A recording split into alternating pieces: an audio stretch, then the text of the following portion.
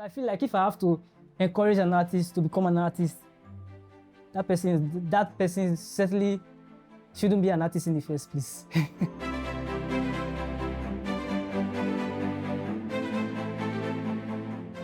My name is Ogube Solomon. I'm an experimental artist, and this is my story, or maybe a part of it.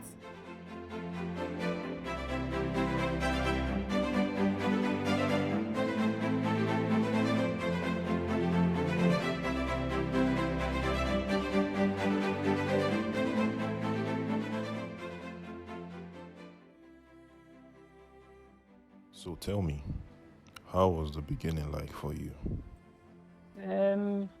I think the memory I have that is very clear to me was when I was in primary school, maybe like late 2006.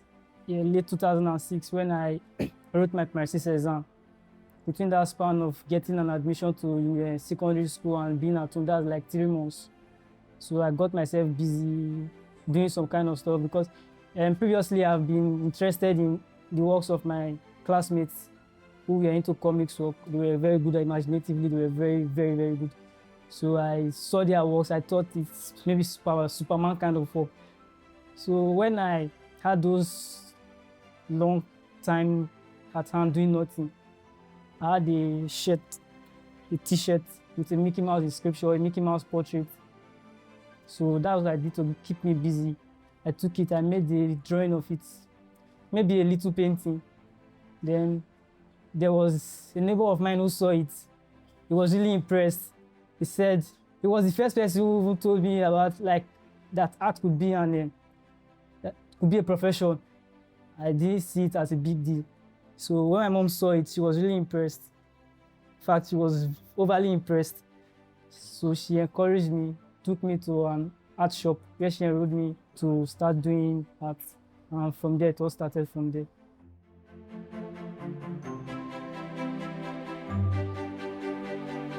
My works have been impacted or inspired generally by life itself, the people around me, my present condition at the time I'm creating a piece, and a lot of things, maybe the life of other people as well, and the environment. For one thing, I think that art is more than aesthetics. It's more than aesthetics. So over time, I've thought about making work that are functional. So the idea of using leather was trying to create an environmentally friendly art. So that's one. Then the stories behind my works, not all of them convey the message. Some are just purely for aesthetics. But some of them I've created to tell a mood, to tell a story, a personal story. A story of growth, and development. So like the works that I've created, they are works that, what's the right word to use for it? That are relatable, to talk about the difficult things, the things that we're afraid of talking about. That's what my works are about. There are a lot of things you want to say. You feel like when you tell it to other people, they can be very judgmental. So my work tells the story, and I try to use innuendos and metaphors in titling my works so that they do not scare people away. Yes.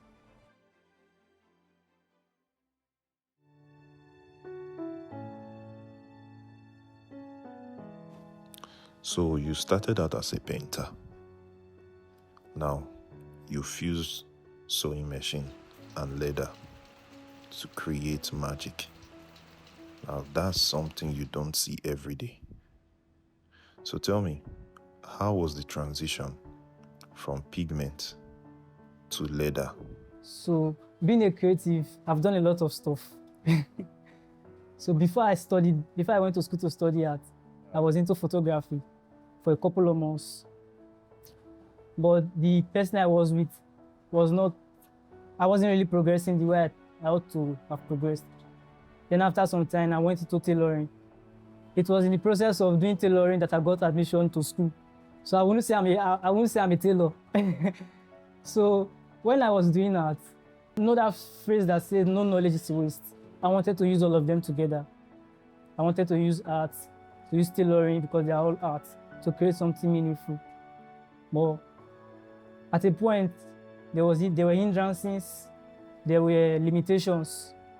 But when I graduated, I had a lot of time to myself. I had a lot of thinking, a lot of prioritizing. I was doing a lot of painting as well when I was not in Delta State here. So I felt like maybe I should come back to where I was raised. Maybe it was time for me to reboot. Maybe I felt like coming back would be more original. Then I came back, I started sourcing for materials, the leather. And I felt like, since I know a lot of people here, getting materials would be easier. Yeah. It would be easier. I know a lot of people, I know how to casual, how to relate with people, instead of being in a place where you don't really understand the language so much. So that's how I started getting my materials, started making the art. So the journey has not been seamless. It has been up and down, roller coaster.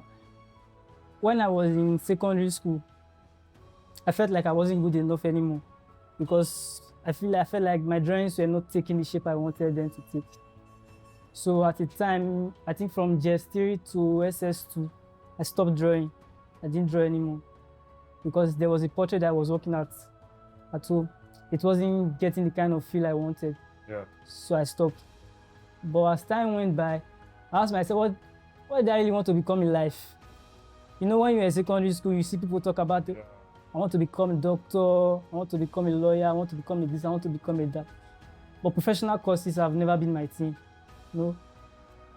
For me, it was a passion. Art has always been a passion. And I wanted to see a way around it to make it a profession. So when I wrote my JAM, I applied for art. During my JAM lessons, either to getting admission, there was a guy who in the lesson was like, Solomon, what are you really going to study in school? Then I told him I wanted to study fine arts. He looked at me. He was surprised, like, how can somebody say they are going to school to learn how to draw and paint? Then there was a question he asked me that, up to today, to me, it's crazy. He said, you want to go to school to study fine art, do you want to become poor? I didn't give him any mind, so I felt like for most of the doubters, I was in a better place to prove them wrong, to most of my doubters. So I took it upon myself. I became serious with it, maybe too serious, to becoming an artist. Not everything is really black and white. So for a young artist, or a younger artist than myself, who is aspiring to become a professional artist,